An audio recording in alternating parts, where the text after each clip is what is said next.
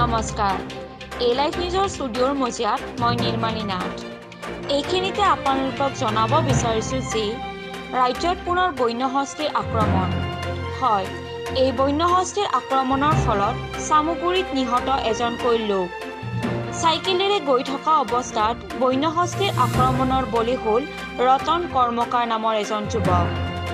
যুৱকজনে যোৱাকালি সন্ধিয়া নিজ ঘৰলৈ বুলি ৰঙামাটিৰ পৰা ননৈ চাহ বাগিচাৰ নতুন লাইনেৰে গৈ থকা অৱস্থাত সংঘটিত হয় উক্ত ঘটনাটো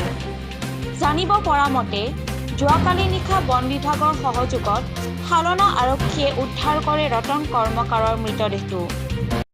হয় আজি মানে 7:30 মান বজাত ননৈ চাহ বাগানৰ এজন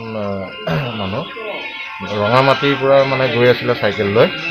তেতিয়া আমাৰ ননৈ চাহ বাগানৰ যিটো শিৱ মন্দিৰ আছে সমীপৰে তাতে এটা বনৰীয়া হাতী পাহাৰৰ ওপৰৰ পৰা নামি আহোঁতে মুখামুখি হয় আৰু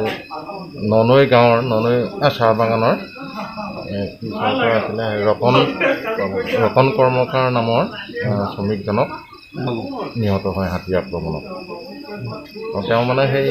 ৰঙামাটিৰ পৰা ঘৰলৈ গৈ আছিলে সন্ধিয়া সময়ত